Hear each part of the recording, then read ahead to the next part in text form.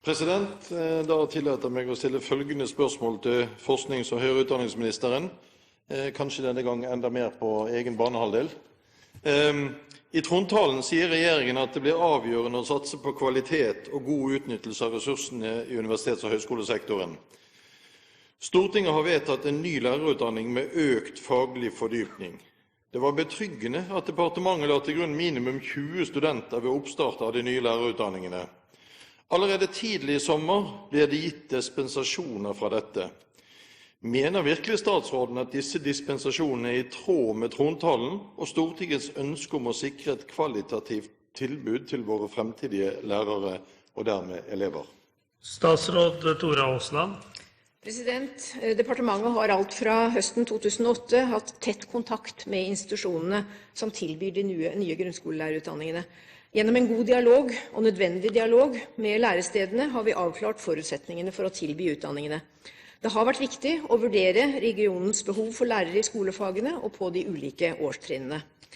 I rundskrivet av 20. november 2009 uttalte departementet, og jeg siterer, «Dersom søkertallene til en utdanning tyder på at det blir mindre enn 20 studenter i et kull, må styret ved hver enkelt institusjon vurdere om det er faglig og økonomisk forsvarlig å sette i gang studietilbudet.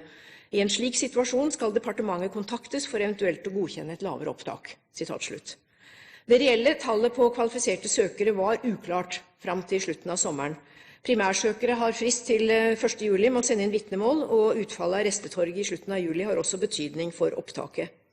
På det tidspunkt da det måtte tas beslutning om eventuelt å trekke studietilbud fra samordnet opptak, så var det 3 institusjoner som sto i fare for å få færre enn 20 studenter til ett av sine tilbud.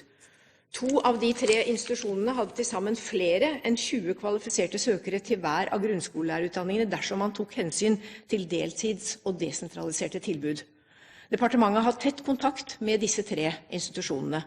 Lærestedene så nøye på hvordan utdanningstilbudene kunne gjøres mer fleksible og nettbaserte, være samlingsbaserte og ses i sammenheng med tilbud ved andre institusjoner.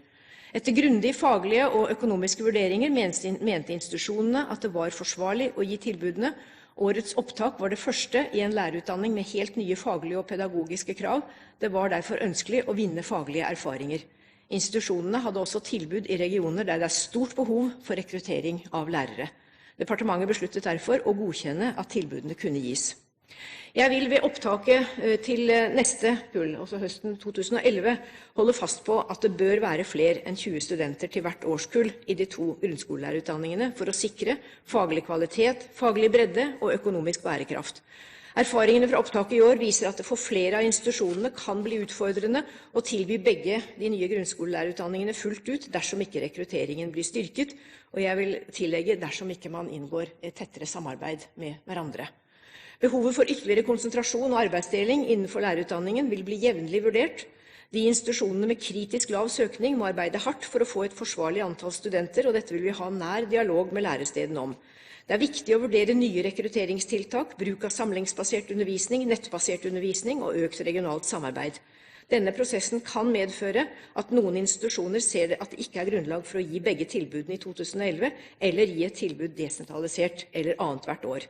Det er nedsatt en følgegruppe som skal bidra til å sikre at kvalitetskravene her kan realiseres, og jeg vil legge stor vekt på de vurderingene som følgegruppen gir i sine rapporter til departementet. Svein Harberg.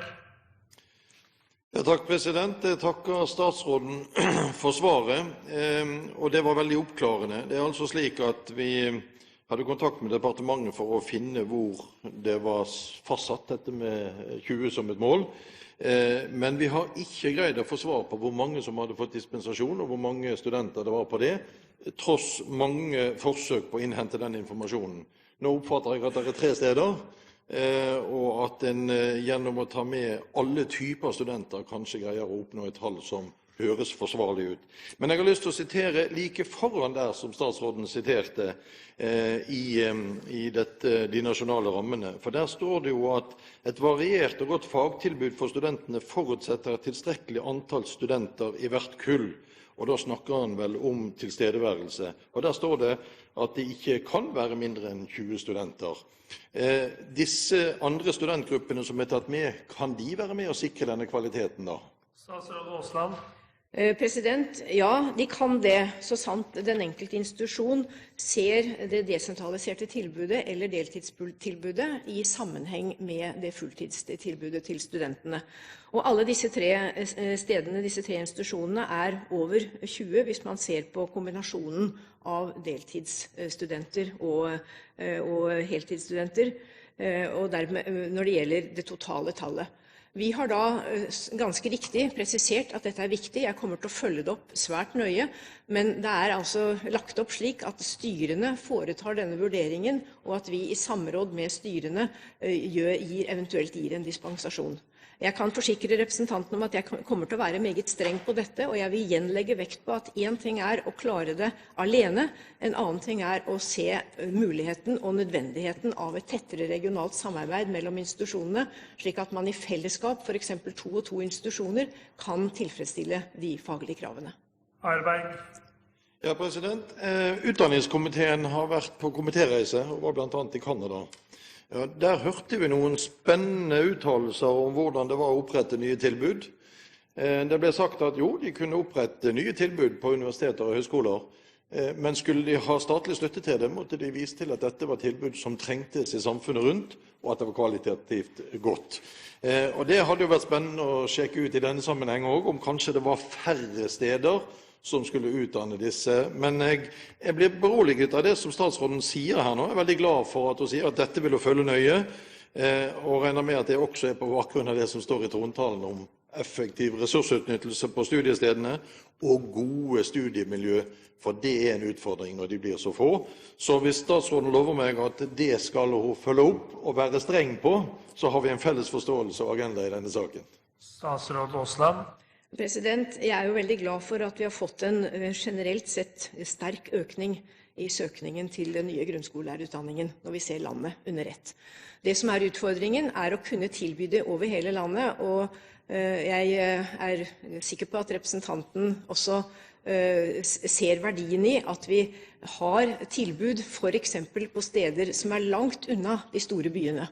Og det er noen av disse stedene det er snakk om i de 3 institusjonene vi nå har gitt dispensasjon. Det er ikke mange tilbud, og det er lange avstander, slik at det er viktig å holde oppe et tilbud, men å gjøre alt vi kan for å støtte det faglig. Og jeg kan love at jeg kommer til å følge strengt og nøye med når det gjelder dette viktige kravet, og enten det handler om tettere regionalt samarbeid, eller det kommer til å handle om å eventuelt ta andre typer beslutninger når man søker om dispensasjon. For det er viktig for meg at det faglige grunnlaget er sterkt og godt.